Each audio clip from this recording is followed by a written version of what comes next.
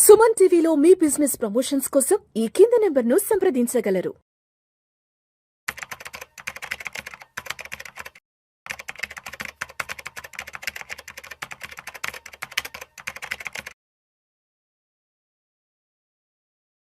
ప్రేక్షకులకి మీ రామచంద్రమూర్తి నమస్కారాలు.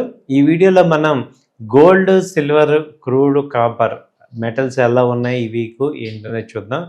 ఎప్పుడైతే నిన్న ట్రంప్ గారు టారిఫ్ పెంచడం రాంగ్ అని తేలిందో ఈ యొక్క గోల్డ్, సిల్వర్ అనేవి బాగా పెరుగుతున్నాయి.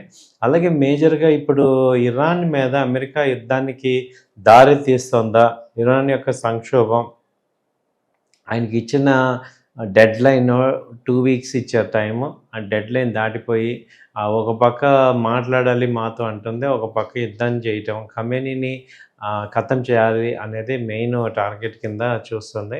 సో ఇరాన్ని ఎట్లయినా సరే ఓడించాలి, అలాగే ఇరాన్ని ఫ్రీ చేయాలనేది అమెరికా అనుకుంటుంది.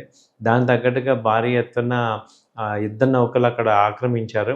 సో ఈ యొక్క ఇన్ఫర్మేషన్తో ఇప్పుడు క్రూడ్ ఆయిల్ బాగా పెరుగుతుంది, దాదాపు 6,000 వెళ్ళిపోయింది. ఇంటర్నేషనల్గా 72 బ్యారెల్స్ వెళ్ళింది. అంతకుముందు 65-60 అలా ఉండేది, ఇప్పుడు 72 దాకా వెళ్ళింది. అలాగే గోల్డ్, సిల్వర్ కూడా బాగా పెరిగినాయి.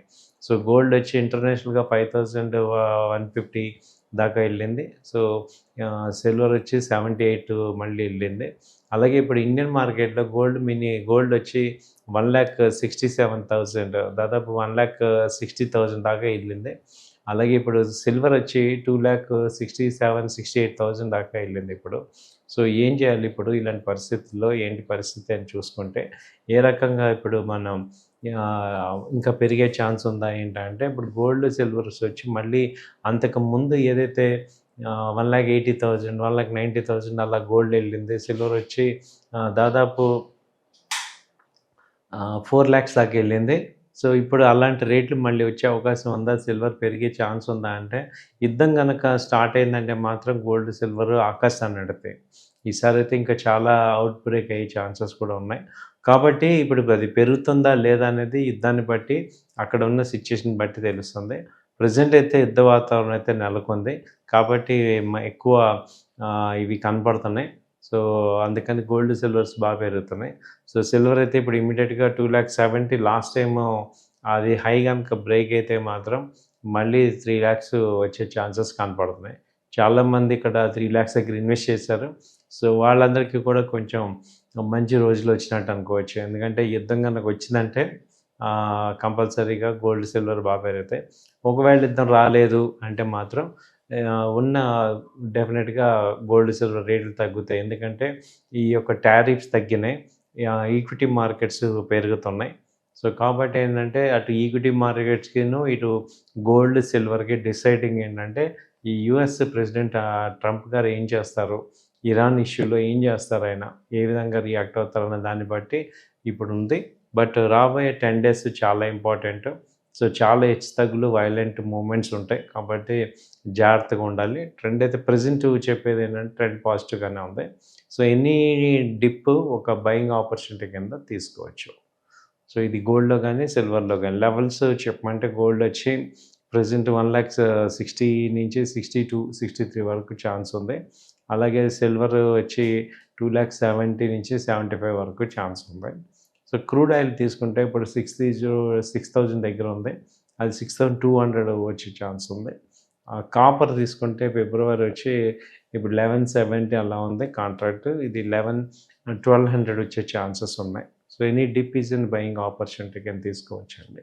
సో గోల్డ్, సిల్వర్లు అయితే పాజిటివ్ ఉన్నాయి. సో ఇప్పుడు రేట్లు అసలు మన సిటీస్లో ఎలా ఉన్నాయి, ఇవాళ 23వ తారీఖు బంగారం చూసుకుంటే ఫిబ్రవరి 23 కంటే గ్రాముకి 24 క్యారెట్ల రేటు దాదాపు 207 రూపాయలు పెరిగింది ఒక గ్రాముకి. దీంతో హైదరాబాద్, వరంగల్, నిజామాబాద్, ఖమ్మం, విజయవాడ, విశాఖపట్నం, తిరుపతి, కడప నగరాల్లో 24 క్యారెట్స్ వచ్చి 16,135గా ఉంది. ఈ నగరాల్లో 22 క్యారెట్లు వచ్చి 14,790 దగ్గర 22 క్యారెట్లు ఉంది. అలాగే వెండి చూసుకుంటే అంతర్జాతీయ మార్కెట్లో సిల్వర్ ర్యాలీ అయితే పుంజుకుంది. సోమవారం ఫిబ్రవరి 23 నాడు వెండి 25,000 కేజీ పెరిగింది. దీంతో 2 తెలుగు రాష్ట్రాల్లోని ప్రధాన నగరాలైన హైదరాబాదు, అలాగే వరంగల్, నిజాంపేట, విజయవాడ వీటిల్లో దాదాపు వెండి రేటు 3,00,000కి చేరుకుంది. అంటే గ్రాము 300 వద్ద మళ్ళీ స్థిరపడింది. సో, గ్రామ్ అయితే మళ్ళీ 300 కానీ ఎంసెక్స్ రేట్లు చూస్తే 2,67,000 దీనికి జీఎస్టీ యాడ్ చేసుకోవాలి. ఇప్పుడు మరి ఏం చేయాలి? వెండి కొనాలా? లేకపోతే వద్దా? గోల్డ్ కొనాలా? వద్దా? అని చూస్తే ఇప్పుడైతే investment point short term trading పాయింట్‌లో గోల్డ్ బయింగ్‌లో ఉంది. బై చేసుకోవచ్చు. గోల్డ్ ఎలా బై చేసుకోవాలి అంటే ఇది ఈటీఎఫ్ బెటరా? లేకపోతే డిజిటల్ గోల్డా? లేకపోతే గోల్డ్ బిస్కెట్సా? తర్వాత కాయిన్స్ అంటే కాయిన్స్ రూపంలో ఒకటి పాజిటివ్‌గానే ఉంటుంది. బిస్కెట్స్‌లో గానీ, కాయిన్స్‌లో గానీ లేకపోతే ఈటీఎఫ్‌లో గానీ బై చేసుకోవటం బెస్ట్ ఆప్షన్. ఎందుకంటే ఇప్పుడు ఆర్నమెంట్ కొంటే అది మళ్ళీ కన్వర్ట్ చేసి పైసలుగా డబ్బులుగా కన్వర్ట్ చేయాలంటే చాలా టైం పడుతుంది. మళ్ళీ దానిలో తరుగని ఇవన్నీ ఉంటాయి కాబట్టి డైరెక్ట్‌గా బిస్కెట్ కొనుక్కొని ఇన్వెస్ట్ చేసుకోవచ్చు. లేదా కాయిన్స్ కొనుక్కొని ఫిజికల్‌గా ఇన్వెస్ట్ చేయొచ్చు. లేదా డిజిటల్‌లో కూడా చేసుకోవచ్చండి. థ్యాంక్ యూ అండి. నమస్తే.